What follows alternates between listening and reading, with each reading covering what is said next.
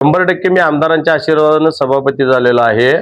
पण ज्यावेळी माझा विरोधी पक्ष नेत्यांना सुद्धा त्यांनी सुद्धा कोणाच्या तर आशीर्वादानेच विरोधी पक्ष नेते झालेले आहेत।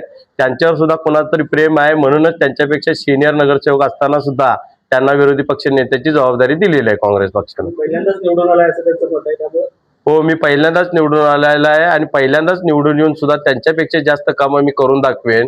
ते 2 वेळा निवडून आले, त्यांच्यापेक्षा जास्त कामं मला करून दाखवण्याची माझ्या धमक आहे। आणि मी नगरसेवक नसताना जी माझ्या वार्डामध्ये मी कामं केलेली आहेत ते एकदा त्यांनी पाहून यावेत आणि त्यांनी त्यांच्या कालावधीमध्ये तेवढे कामं केलेले असतील तर त्यांनी दाखवावेत। घराची 4 घरं झाल्या तिकडे बघा असं म्हणायचं। त्यांचे 18 जणांत 4 घर आहेत आणि आमची काही नाहीत। आमचं एकच घर आहे, भारतीय जनता पार्टी। आमचं कमळ हेच आमचं हे आहे आणि आमच्यामध्ये कुठलेही वादविवाद नाहीत। आमच्या फक्त दोघांच्या भांडणाचं हे सांगून त्यांनी आपलं दुकान चालवायचा प्रयत्न करू नये। आम्ही एक संघच आहोत।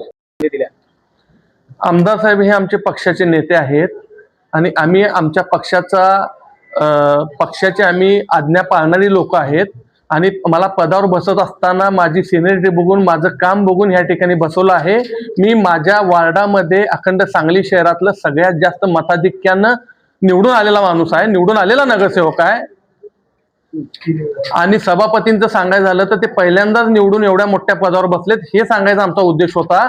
लक्ष्मी नवलावी साहेब असतील, स्वातीताई शिंदे असतील, जगन्नाथ ठोकरे साहेब असतील, प्रकाश मुळके साहेब असतील, संतोष पाटील साहेब असतील, कित्येक गणेश माळी साहेब असतील, हे 3-3, 4-4 जण निवडून आलेले नगरसेवक आहेत। ह्यांना का बरं खुर्चीवर बसवलं नाही? ठेकेदारांनी काम केलं म्हणून इथं सांगण्यात काय अर्थ नाही ना। ते काय बिना पैसे घेता काम केलेत काय? त्यांच्या वार्डातलं काम करत असताना ते ठेकेदार म्हणूनच काम केलेत। नगरसेवक ते आत्ता झालेत, आत्ता काम करून दाखवू देत ना।